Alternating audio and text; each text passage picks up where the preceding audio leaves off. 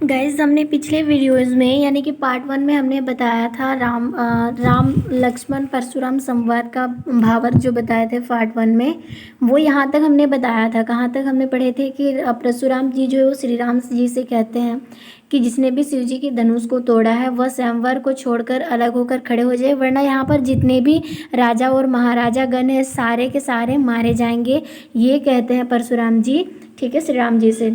तो फिर ये सब सुनकर लक्ष्मण उनका मजाक उड़ाते हुए कहते हैं कि हे मुनिवर, हम बचपन में खेल खेल में कितने सारे धनुष को हमने तोड़ा, लेकिन आज तक कोई किसी ने हम पर इतना ज़्यादा नाराज़गी या गुस्सा तो नहीं किए हैं जैसे आप इस बार इसमें कर रहे हो। आखिर इसमें है ही क्या, ठीक है, ये कहते हैं। और तब उनको और ज़्यादा गुस्सा आता है। यहाँ तक मैंने आपको बताया था। अब इसका नेक्स्ट पार्ट करेंगे और बहुत जल्दी आपका आगे का चैप्टर भी मिलेगा। और फर्स्ट चैप्टर का हमने ऑलरेडी कर चुका है, जो फर्स्ट चैप्टर का आपका है क्षितिज भाग 2 से फर्स्ट चैप्टर, और ये था आपका सेकंड चैप्टर, और यही हम करने वाले हैं पार्ट 2। और आज को हम इसका सारे भावार्थ खत्म करेंगे। पार्ट 3 में आपको ओनली क्वेश्चंस मिलेगा, ठीक है, क्वेश्चन अभ्यास का और ऑब्जेक्टिव भी मिलेगा, ठीक है। तो चलिए शुरू कर। आगे ये 2 लाइन देख लेते हैं, ठीक है। इसमें क्या बोला है, रे नृप बालक कलाबस बोलता तो ही ना संभार, धनु ही सम मतलब त्रिपुराधीनु मतलब पुरारी धनु विदित सकल संसार। यानी कि यहाँ पर जो परशुराम जी है वो लक्ष्मण जी से कहते हैं, यानी कि परशुराम जी कहते हैं कि राजपूत है, राजपूत मतलब कि राजा के बेटे या पुत्र तुम कल के वश में हो, अर्थात यानी कि मतलब ये परशुराम जी उनसे कहना चाहते हैं। जैसे यहाँ पर परशुराम जी कहना चाहते हैं कल काल के वश में हो। काल के वश मतलब तुम खुद को अपना जो है अपने अहंकार में इतना ज़्यादा खो चुके हो, खुद की मौत को बुलावा दे रहे हो। ये परशुराम जी जो कहना चाहते हैं उनसे, ठीक है। यानी कि तुम काल के वश में हो, अर्थात तुम में अहंकार समाया हुआ है और इसी कारणवश तुम्हें यह नहीं पता चल पा रहा है कि तुम क्या बोल रहे हो, ये नहीं पता चल पा रहे कि तुम बोल आखिर क्या रहे हो, ठीक है। ये परशुराम जी कहते हैं। फिर क्या तुम्हें बचपन में तोड़े गए धनुष एवं शिव जी के इस धनुष में कोई अंतर नहीं दिख रहा? ये परशुराम जी उनसे सवाल करते हैं। जो तुमने इनकी तुलना आपस में ही कर रहे हो, ये तो गलत बात है। ये परशुराम जी कहना चाहते हैं कि हे पुत्र यानी कि राजपुत्र, तुम्हें थोड़ा भी मालूम नहीं है तुम किससे बात कर रहे हो, किस लैंग्वेज यानी कि किस भाषा का तुम यूज़ कर रहे हो। क्या तुम्हें अपने मतलब अहंकार में इतना डूबे हुए कि तुम बोल क्या रहे हो ये भी समझ नहीं आ रहा है, और तुम्हें ये भी नहीं पता चल रहा है कि बचपन वाला जो धनुष था और इस बार का जो शिव जी का धनुष है इसमें तुम्हें कोई अंतर नहीं दिख रहा है। ये उनको समझाते हुए परशुराम जी उनसे कहते हैं, यानी कि लक्ष्मण से, जो उन दोनों के बीच में बातचीतें हो रही होती हैं। सो अब आगे देखते हैं इसमें और क्या उन्होंने बात किया है। ये सारे बातें सुनकर लक्ष्मण यानी कि लखन मतलब लक्ष्मण, ठीक है, तो लखन कहा हंसी हमारे जाना, यानी कि हंसते हुए कहते हैं, ठीक है। सनुहु देव सब धनुष समान है, मतलब उनसे कहते हैं, हंसते हुए कहते हैं कि जितने भी धनुष है, चाहे वो देव का है चाहे किसी का भी, धनुष तो धनुष होता है, ये तो हर किसी का बराबर होता है, सभी बराबर होता है। तब वो कहते हैं कि का छति लाभुक जून तनु तेरे, मतलब तनु तेरे तोरे, मतलब क्यों तोड़ा गया, इसको क्या लाभ है, इसको तोड़ने में क्या है, ये लक्ष्मण उनसे कहते हैं। फिर देखा राम नैन के भोरे, तब देख राम ने उनके ओर देखते हैं और उनको कहते हैं अछूत मतलब कि छुआत टूट रघुपति हूँ ना दोषु, मतलब कि ये जैसे ही श्री राम ने इनके ओर देखा, मतलब लक्ष्मण ने उनके ओर देखा और कहा कि जो इन्होंने इस धनुष को छुआ, जैसे छुआ वैसे टूट गया, इसमें इनकी गलती क्या है या किसी की भी गलती क्या है। मुनि बिनु काज करिए कत रोसु, मतलब बिना सब समझिए आपको नाराज नहीं होना चाहिए। तो ये कहते हैं कि परशुराम की बातें सुनकर उपरांत मतलब लक्ष्मण यानी कि उनकी बातों को सुनकर लक्ष्मण जो है वो मुस्कुराते हुए व्यंग पूर्वक यानी कि उसको व्यंग कसते हुए उनसे कहते हैं, किनसे, परशुराम जी से कहते हैं कि क्या कहते हैं, हमें तो सारे धनुष एक जैसी ही दिखाई देते, चाहे वो हमारी है चाहे वो शिव जी की धनुष है, हमें तो हर प्रकार के धनुष जो है एक ही जैसे दिखाई देते। फिर इस धनुष में क्या कमाल है, यानी किसी में कोई फर्क नहीं नजर नहीं आता। फिर इस पुराने धनुष के टूट जाने पर ऐसी क्या आफत आ पड़ी है जो आप इतने नाराज हो रहे हैं, जो आप इतना क्रोधित हो उठे हैं। जब लक्ष्मण परशुराम जी से यह बात कह रहे थे तब उन्हें श्री राम तिरछी आंखों से चुप करने के लिए कह रहे थे कि चुप हो जा, तो फिर इशारे में कह रहे थे श्री राम जी लक्ष्मण से, ठीक है। फिर उन्होंने क्या कहा, आगे लक्ष्मण कहते हैं कि इस धनुष के टूटने में, यानी कि इस धनुष के टूटने में श्री राम का कोई दोष नहीं है, ये तो छूते ही क्या हो गया, टूट गया, क्योंकि यह इस धनुष को श्री राम ने केवल छुआ ही था और यह टूट गया। अब व्यर्थ में मतलब कि आप फालतू में नाराज क्यों हो रहे हो, क्रोधित क्यों हो रहे हैं, ये इस पंक्ति का हिंदी भावार्थ है। अगर आपको नोट्स करना है नोट करें, वरना बिना नोट किए आप इस तरह से इस क्वेश्चन का आंसर दे सकते हो। ओके, सो आप नेक्स्ट वाला करते हैं कि इसके बाद आगे बातचीत और क्या बढ़ रही होती है, ठीक है। आप तो ये बातें सुनकर उनको तो गुस्सा आबे करेगा, नाराज तो होबे करेंगे, कौन, परशुराम जी, ठीक है। अब यहाँ पर यहाँ पर क्या दिया, बोले चीते परशु की ओर औरा रे सट सुने ही सुभाऊ ना मोरा, बलकू बोली बंधो नहीं तो ही केवल मुनि जड़ जनहि मोही। आगे है बल ब्रह्मचारी अति कोई, जैसे यहाँ पर दिया हुआ है विश्व विदित क्षत्रिय कुल द्रोही, भुजबल भूमि भूप बिनु के नहीं विपुल बार मही देवहन देनी, सास बहु भुज छेद निहारा प्रसु बिलोक मही मतलब मही कुमारा। तो यहाँ पर क्या कह रहे हैं परशुराम जी, ठीक है, यानी कि राम लक्ष्मण परशुराम संवाद भावार्थ का अर्थ, यानी इस पंक्ति का अर्थ है, यानी कि इस मतलब ये जो पंक्ति है उसका अर्थ क्या होना चाहिए, जो यहाँ पर कह रहा है परशुराम लक्ष्मण जी के इन व्यंग्य भरी बातों को सुनकर और भी ज़्यादा क्रोधित होता है, होना तो तय है। वैसे भी हम जानते हैं परशुराम जी थोड़े गुस्सेल टाइप के हैं, तो जो मतलब कि लक्ष्मण जी उनको हंसते हुए कहते हैं, उनको व्यंग कसते हुए कहते हैं, तो हर कोई नाराज तो होबे करेगा, तो नाराज है फिर उनको आग में घी का काम करेंगे तो और गुस्सा आएगा, ये बात तो हम जानते हैं इस मुहावरे को। जस्ट लाइक यहाँ पर ऐसे ही अप्लाई हो रहा है। वे अपने फरसे की तरफ, अब मतलब अपने फरसे की तरफ देखते हुए बोलते हैं, हे मूर्ख लक्ष्मण, कहते हैं कि हे मूर्ख लक्ष्मण, लगता है तुम्हें मेरे व्यक्तित्व के बारे में नहीं पता है। हे मूर्ख लक्ष्मण, ये परशुराम जी कहते हैं उनसे कि तुम्हें नहीं मालूम कि मेरे क्रोधित या मेरे ताकत के बारे में, मेरे शक्ति के बारे में तुम्हें नहीं मालूम मैं क्या कर सकता हूँ, ठीक है। मैं अभी तक बालक समझकर तुम्हें क्षमा करता रहा था, मतलब मैं अभी तक तुमको मतलब कि छोटा बच्चा समझकर मैं तुम्हें क्या कर रहा था, क्षमा कर रहा था, परंतु तू मुझे एक साधारण मुनि समझ बैठा है जो इस प्रकार से मेरे साथ बातें कर रहे हो। यानी कि ये सब बातें सुनकर ये लक्ष्मण ने क्या कहा था, बस इतना ही तो कहा था कि धनुष जी की मतलब शिव जी की जो धनुष है और हमने जो जितने भी धनुष तोड़ा है या जितने भी धनुष है इसमें तो हमें कोई फर्क नजर नहीं आता, फिर इसमें आप गुस्सा क्यों हो रहे हैं, ये तो साधारण सा ही है। ये सब सुन के परशुराम जी को और ज़्यादा गुस्सा आया और उन्होंने लक्ष्मण जी से कहते हैं, हे मूर्ख लक्ष्मण, तुम्हें नहीं मालूम, मेरे व्यक्तित्व के बारे में तुम नहीं जानते हो, तुम हमें साधारण मुनि ही समझ बैठे हो क्या, यही सब बात होती है। उसके बाद आगे क्या कहते हैं, आगे कहते हैं मैं बचपन से ही ब्रह्मचारी हूँ, मतलब परशुराम जी कहते हैं मैं बचपन से ही क्या हूँ, ब्रह्मचारी हूँ। सारा संसार मेरे क्रोध को अच्छी तरह से जानता है, पहचानता है, भलीभूत उनको मालूम है मेरे क्रोधित का, और तुमने मेरे को ललकारा है और मैं क्षत्रियों का सबसे बड़ा शत्रु हूँ, मैं क्षत्रियों का सबसे बड़ा शत्रु भी हूँ। आपने बाजुओं के बल पर मैंने कई बार पृथ्वी से क्षत्रियों का सर्वनाश किया है और इस पृथ्वी को जीतकर ब्राह्मणों को दान में दिया है।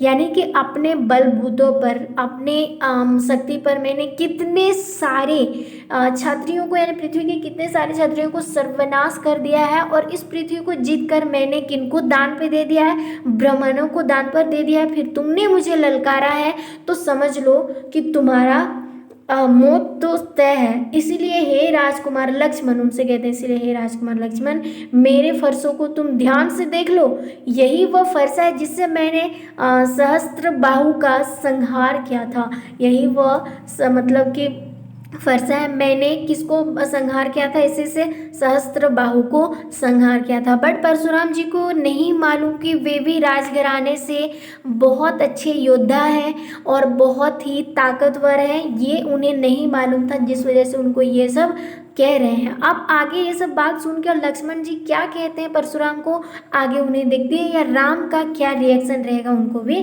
देखते हैं।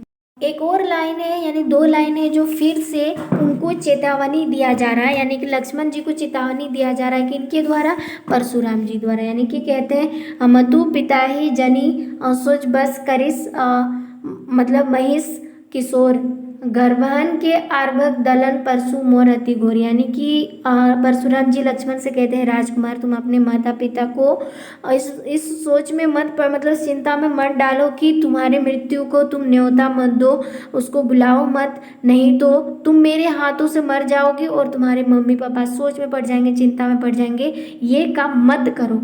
तब उन्होंने क्या कहा इस लाइन के थ्रू, वो कहते हैं कि हे राजकुमार बालक तुम मुझसे भिड़ कर अपने माता पिता को चिंता में मत डालो, मतलब मुझसे युद्ध मत करो, अर्थात अपनी मृत्यु को न्योता मत दो, यानी कि अपनी मौत को मत बुलाओ।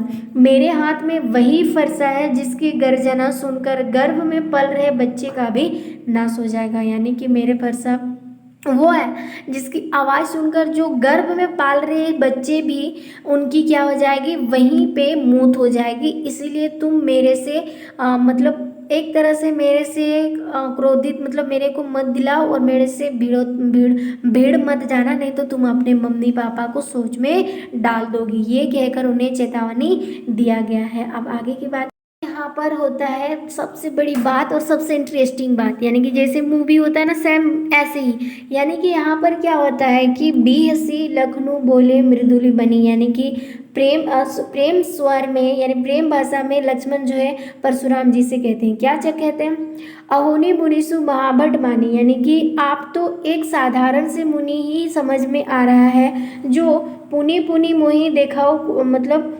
कुठराओ, मतलब तुम मुझे डराना जो चाहते हो, चाहत उड़ावन फूकी पहाड़ों, यानी कि ऐसा लगता है तुम ऐसे डरा रहे हो कि मानो कि फूंक से ही तुम पहाड़ को उठा लेगे, मतलब कि पहाड़ को उड़ाओ कि ऐसे कर रहे हो।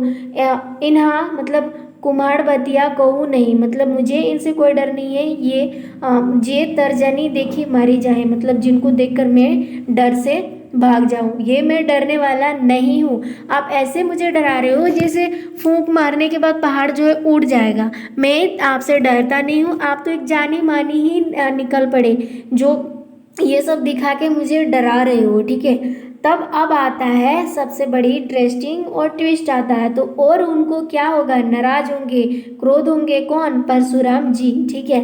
अब बात करते हैं यहाँ पर परशुराम की डींगे सुनकर लक्ष्मण, यानी उनकी बातें सुनकर लक्ष्मण मुस्कुराते हुए बड़े प्रेम भरे स्वर में, यानी कि प्रेम भरे स्वर में बोलते हैं कि परशुराम तो जाने माने योद्धा निकले, जाने माने योद्धा निकले, आप तो अपना फरसा दिखाकर मुझे डराना चाहते हैं, मानो फूंक से पहाड़ उड़ना चाहते हो, आप मुझे अपना फरसा दिखाकर मुझे डराना चाहते हो, ऐसा मान रहे हैं कि आपने पहाड़ को फूंका और वो उड़ गया। अब ऐसे सोचिए मत, ऐसा लक्ष्मण उनसे कहते हैं, यानी कि उनको और मतलब ललकार रहा है, एक तरह से समझ लो।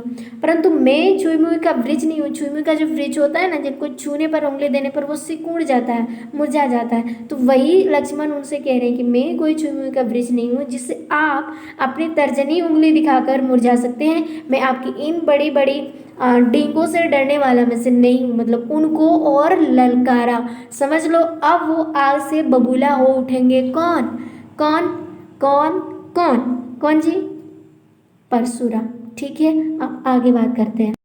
अब देखिए यहाँ पर क्या बोला, अब देखिए मतलब कुठरू मतलब कि सरासन बना, मैं कछु कहा सहित अभिमाना, तो ये कह रहे इस लाइन में। उसके बाद आगे बोला भृगुसुतु समुझी जिन्हें बिलोकी, जो कुछ कहूँ सहूँ रिस रोकी, सूर महिसूर हरिजन आरु गई, मतलब हमरे कुल इन्ह पर ना सुराई, बांधे पापो अपकीर्ति हरे, मरतहु पा परिहि तुम्हारे, कोटि कुलसी सम बचनु तुम्हारा, व्यर्थ धरु धनु बन कुठारा, ठीक है। यानी कि इस पंक्ति के माध्यम से लक्ष्मण जी कहते हैं कि मतलब क्या कहते हैं उनको कि जब उनका कुल्हाड़ा देखा, उसके कंधे पर तीर धनुष देखा, तो उन्होंने कहा कि मैंने सोचा कि आप जो है एक ऋषि मुनि है और मैं आपसे आपसे तब तक मैं बात कर रही थी क्योंकि आपको मैं बड़ा मानता हूँ और आदर करता हूँ, इसीलिए मैं चुप था, अपमान सहता रहा। क्योंकि हमारे कुल का एक नियम होता है कि कभी भी ब्राह्मण, ऋषियों, मुनियों और गायों पर कभी भी अपना मर्यादा नहीं दिखाना चाहिए, कि उनका सम्मान करना चाहिए, इसीलिए मैं चुप था। और आपको ये सब की ज़रूरत क्या है? आप तो आपके वचन इतना ज़्यादा कठोर है, बोलते ही सारा चीज़ खत्म हो जाएगा, तो आपको इन सब ले जाने की ज़रूरत क्या पड़ती है? ये सब वो कहते। तो यहाँ पर समझते हैं इसका अर्थ क्या होगा। इन पंक्तियों में लक्ष्मण कहते हैं, मैंने आपके हाथ में कुल्हाड़ा और कंधे पर टंगे तीर धनुष देखकर आपको एक वीर योद्धा समझा। आपको क्या समझा? एक वीर योद्धा समझा और आपका अभिमान पूर्वक कुछ कह दिया, यानी कि आपको सम्मान के साथ मैंने कुछ कह दिया, पर आपको ऋषि भृगु का पुत्र मानकर उन कंधे पर जनेऊ देकर आपके द्वारा किए गए सारे अपमान सहन करते रह गया और क्रोधित की अग्नि को जलाने नहीं दिया, यानी जलने नहीं दिया, मतलब गुस्सा को मैंने कंट्रोल कर लिया। कि वैसे भी हमारे कुल की यह परंपरा है, हमारे समाज की यह परंपरा है कि हम देवता, ब्राह्मण, भक्त एवं गाय के ऊपर अपनी वीरता नहीं आजमाते हैं, क्योंकि अपने वीरता को इसलिए नहीं आजमाते क्योंकि हमारे कुल का परंपरा है। आप तो ब्राह्मण है और आपका वध करूं तो मुझे भी पाप लगेगा। आप तो ब्राह्मण है और आपको मैं मार डालूं तो पाप मुझे ही लगेगा। आप अगर मेरा वध भी कर ले, तो आप अगर मुझे मारना चाहते हो तो मुझे आपके चरणों में झुकना पड़ेगा, क्योंकि आप तो हो ही।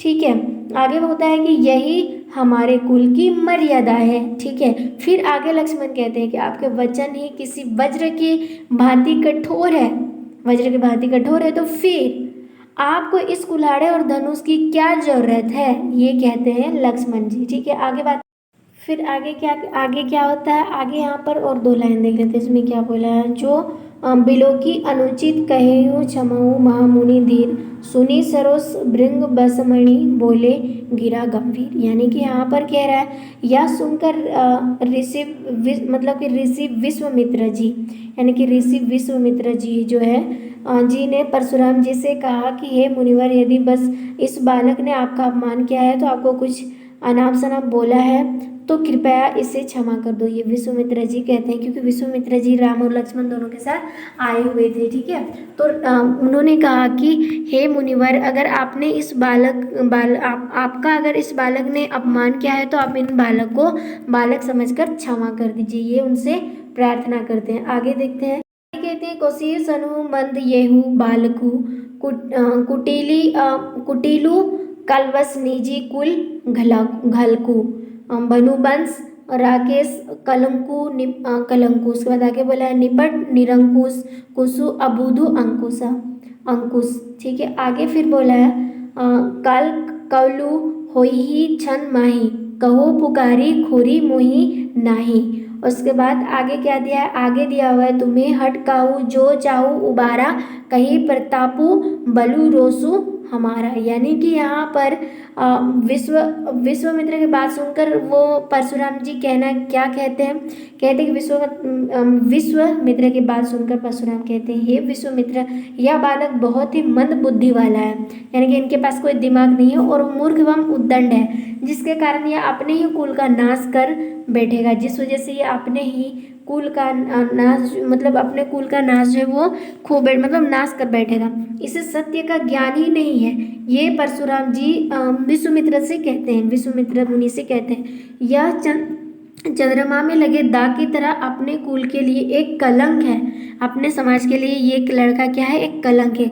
इसको काल ने घेर रखा है। इसको किसने घेर रखा है? काल ने घेर रखा है। मैं चाहूँ तो क्षण भर में इसका अंत कर सकता हूँ, मैं चाहूँ तो इसको सेकंडों में, यानी क्षण भर में इसकी क्या कर सकती हूँ, मतलब क्या कर सकता हूँ? अंत कर सकता हूँ। ठीक है, फिर भी मुझे तुम दोष मत देना, फिर भी तुम मुझे दोष मत देना। अगर तुम इस बालक की सलामती चाहते हो, इस बालक की सलामती चाहते हो या इनकी जान बचाना चाहते हो, तो मेरे प्रताप, बल और क्रोध के बारे में बतलाकर उसे समझाओ एवं शांत करो। तुम अगर इस बालक की सलामती को चाहते हो, तो मेरे गुस्सा, मेरे बल, मेरे शक्ति के बारे में समझाकर इस बच्चे को शांत करो। ये परशुराम जी कहते हैं कि इनसे विश्वामित्र से कहते हैं। ठीक है, आगे क्या बात होती है? ये सारे बातें सुनकर लक्ष्मण को फिर एक आइडिया सोचता है। फिर उन्होंने कहा, क्या कहा लखन ने कि लखन कहे हुए मुनि सुजसु तुम्हारा, तुम मतलब कि तुम ही अक्षत को बरन पारा, अपने मोह तुम अपनी करनी, वर अनेक भांति बहु बरनी, नहीं संतोषु तब पुनि कछु कहू, जनी रिस रोकी मतलब कि दुख सहु मतलब दुख सहु, बीर ब्रति तुम्हें धीर अच्छोभा, गारी देत ना पाहु शोभा। यानी कि कहने का मतलब है यहाँ पर लक्ष्मण उन सारी बातों को सुनकर कहते हैं कि हे मुनि, आप अपनी जो तारीफ करते जा रहे हो, क्या आप मतलब अपनी तारीफ करते हुए थक नहीं रहे हो? कितने तरह से आपने अपने शक्ति के बारे में बताया, अपने बारे में बताया, अपने क्रोधित के बारे में बताया, क्या आपको अभी भी संतुष्टि नहीं हो रहा है? और आपके बाद आप जो है ऋषि मुनि के रूप में आए हो, तो आपसे ये बातें शोभा नहीं देती, आपको ये सब बोलना नहीं चाहिए, ये सब अपशब्द जो है ये आपको बोलना नहीं चाहिए। तो यहाँ पर श्री लक्ष्मण जी क्या कहते हैं? लक्ष्मण जी कहते हैं, प्रस्तुत पंक्तियों में परशुराम की बात सुनकर लक्ष्मण कहते हैं, हे मुनिवर, आप अपनी वीरता का बखान करते हुए, यानी अपनी वीरता की चर्चा करते हुए थक नहीं रहे हो। आपने कई प्रकार से अपनी वीरता के बारे में बतलाया, आपके बल और साहस के बारे में आपसे अच्छा भला कौन बता सकता है? अगर इतने से भी आपका मन ना भरा हो तो अपना क्रोध सहन करके अपने आप को दुख क्यों दे रहे हो, पीड़ा क्यों दे रहे हो? ये लक्ष्मण उनसे कहते हैं। अभी तो फिर से अपनी वीरता का बखान कर ले। आप एक वीर पुरुष है जिनमें धैर्य और क्षमा व्याप्त है, जिनमें धैर्य और क्षमा व्याप्त होता है, और आपके मुंह से ये अपशब्द शोभा नहीं देता। ये लक्ष्मण उनसे कहते हैं। ठीक है, अब आगे क्या होता है? इन्होंने कहा, सूर समर करनी कहीं कहीं ना जनवाही अपू, विद्यमान रन पाई रिपु कायर कंथई प्रतापो। तो यहाँ पर कहते हैं कि सूरवीर योद्धा अपने सूरवीरता का प्रदर्शन करते हैं, वे अपने मुंह मियाँ मिट्ठू नहीं बनाते, अर्थात स्वयं की मुख से स्वयं की प्रशंसा नहीं करते, और रणभूमि अपने शत्रु को सामना पाकर कायरों की तरह बातों में व्यर्थ नहीं बिताते, अब तो युद्ध करके अपनी वीरता का परिचय देते। तो ये कहते हैं कि जो भी वीर योद्धा है वो अपने आप की जो तारीफ है वो कभी नहीं करता है, और अपने मुंह से कभी तारीफ तो करता ही नहीं है, पहली बात तो ये है। और जब रणभूमि में वो पहुंचते हैं तो शत्रुओं का सामना करता है, ना कि उन कायरों की तरह बातों पर उनको क्या करते हैं, बहलाते हैं और वो युद्ध छोड़कर आ जाते हैं। वो स्वयं मतलब खुद जो है अपने एक तो तारीफ नहीं करता है, और रणभूमि में समय न गवाकर वो अपनी वीरता का परिचय खुद दे देता है रणभूमि में, ना कि आपकी तरह मुंह से बखान देकर। ये सब बातें उनको कहते हैं। तो यानी कि एक तरह से यहाँ लक्ष्मण जी सही कह रहे हैं, ठीक है, लेकिन उनको गुस्सा आ रहा है। वैसे तो हम जानते हैं जो परशुराम जी हैं वो गुस्सेल टाइप के हैं, ठीक है। तो आगे आते हैं। इन्होंने कहा, तुम्हें तो कालू हंक जानू लावा, बार बार मोही लगी बोलावा, सुनत लखन के बचन कठोरा, प्रसु सुधारी धरेव कर घोरा, आप जानी दे दोसु मोही लोगु, कटुबादी बालकु बत जोगु। उसके बाद आगे क्या है? आगे बोल रहे हैं कि बल बिलोकी बहुत में बचा, अब ये हूँ मनिहारा भा साचा। यानी कि यहाँ पर इतने सारे बातें सुनकर यार परशुराम चुप नहीं रहने वाले।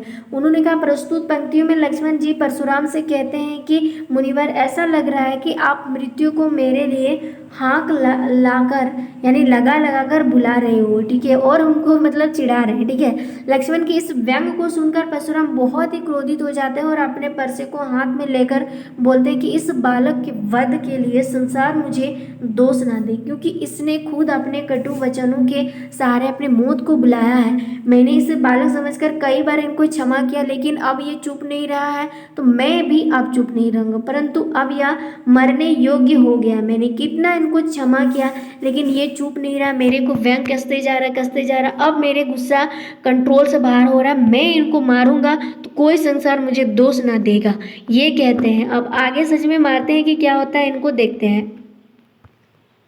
आगे है मतलब कौशिक कहा, छमी अपराधु, बाल दोष गुण गनाई ना साधु, खर खुटार में अकरोनु को ही, आगे अपराधी गुरुद्रोही।